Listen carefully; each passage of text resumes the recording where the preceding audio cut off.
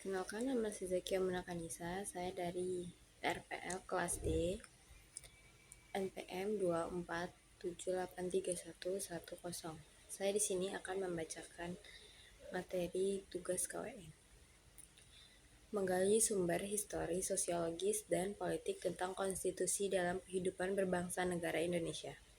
1. Secara historis, perjuangan menegakkan hak asasi manusia terjadi di dunia barat, Eropa, adalah John Locke, seorang filsuf Inggris pada abad ke-17 yang pertama kali merumuskan adanya hak alamiah, natural right, yang melekat pada setiap diri manusia, yaitu hak atas hidup, hak kebebasan, dan hak milik. Karena pada zamannya tidak dikenal hukum penjara, melainkan hukum mati. Oleh karena itu, dia merumuskan hak pertama yang dimiliki adalah untuk hidup dilanjuti, hak untuk kebebasan dan hak milik. Kedua, secara sosiologis. Akhir-akhir ini, kita menyaksikan berbagai gejolak dalam masyarakat yang sangat memprihatinkan, yakni munculnya karakter buruk yang ditandai ke kondisi kehidupan sosial budaya kita yang berubah sedemikian rupa, sedemikian drastis dan fantastis. Bangsa yang sebelumnya dikenal penyabar, ramah, penuh sopan santun, dan pandai berbahasa basi, berubah menjadi pemarah, suka mencaci, pendendam, perang antar kampung dan suku dengan tingkat kekejaman yang sangat biadab. Bahkan yang lebih tragis, anak-anak yang masih duduk di bangku sekolah pun sudah dapat saling menyakiti. Tuntutan tidak hanya tentang pemenuhan hak, melainkan juga kewajiban untuk mengembangkan solidaritas sosial dalam rangka kebahagiaan hidup bangsa secara menyeluruh. 3. Secara politik. Sumber politik. Sumber politik yang mendasari dinamika kewajiban dan hak negara dan warga negara Indonesia adalah proses dan hasil perubahan UUD NRI 1945 yang terjadi pada era reformasi. Pada awal era reformasi, pertengahan 1990-an, muncul berbagai tuntutan reformasi di masyarakat. Tuntutan tersebut disampaikan oleh berbagai komponen bangsa, terutama oleh mahasiswa dan pemuda.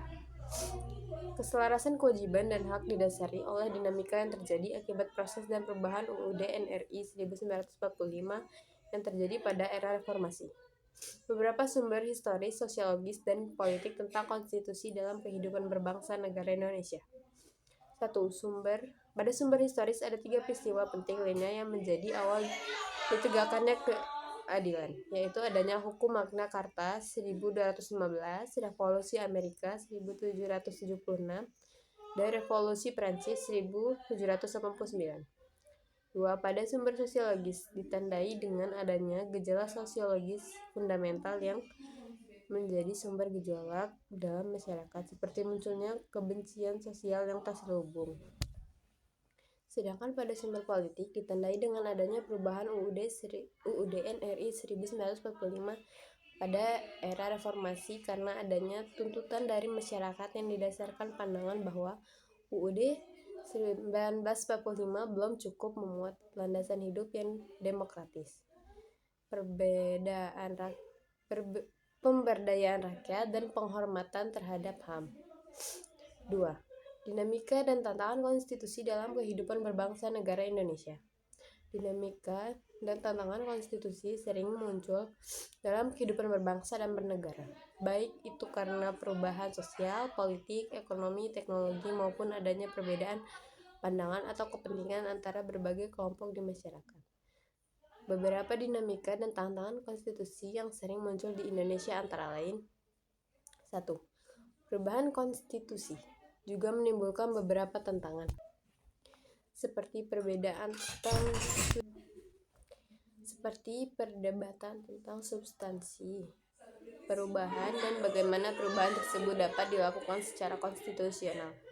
2. Konflik antara kebijakan pemerintah dan hak asasi manusia. Konstitusi dapat menjadi alat untuk melindungi hak asasi manusia dan memastikan bahwa kebijakan pemerintah berada dalam batas-batas konstitusi. 3. Kesenjangan sosial dan ekonomi. Tantangan bagi konstitusi adalah bagaimana menerapkan prinsip-prinsip keadilan sosial dalam praktiknya. 4. Korupsi adalah bagaimana memastikan bahwa lembaga-lembaga yang bertanggung jawab dalam pemberantasan korupsi dapat berfungsi secara efektif. 4. Multikulturisme adalah bagaimana mengelola perbedaan dan keberagaman ini secara harmonis dan adil, sehingga tidak menimbulkan konflik dan diskriminasi. 3. Esensi dan urgensi konstitusi dalam kehidupan berbangsa bernegara. 1. Esensi konstitusi sebagai mendeskripsikan hukum tertinggi dan hukum dasar negara. Sebagai hukum tertinggi negara, UUD NRI 1945 mendukung posisi paling tinggi dalam jenjang norma hukum di Indonesia. Sebagai hukum dasar dan hukum tertinggi negara, maka peraturan perundangan di bawah UUD NRI 1945 isinya bersumber dan tidak boleh bertentangan dengannya. Berdasarkan ketentuan ini, secara normatif, undang-undang isinya tidak boleh bertentangan dengan UUD. Jika suatu undang-undang isinya dianggap bertentangan dengan UUD, maka dapat melahirkan masalah konstitusionalitas undang-undang tersebut. 2. Urgensi konstitusi dalam kehidupan berbangsa dan bernegara. Negara tanpa adanya konstitusi tidak mungkin terbentuk. Negara dan konstitusi tidak dapat dipisahkan satu sama lain. Konstitusi memiliki kedudukan istimewa dan menjadi sumber hukum utama. Oleh karena itu, tidak boleh ada satu peraturan perundang-undangan pun yang bertentangan dengannya. Konstitusi menunjukkan sebuah arti penting untuk menjadi sebuah barometer kehidupan berbangsa dan bernegara, serta memberi arahan dan pedoman bagi penerus bangsa dalam menjalankan suatu negara. Sampai situ saja materi yang saya sampaikan. Terima kasih.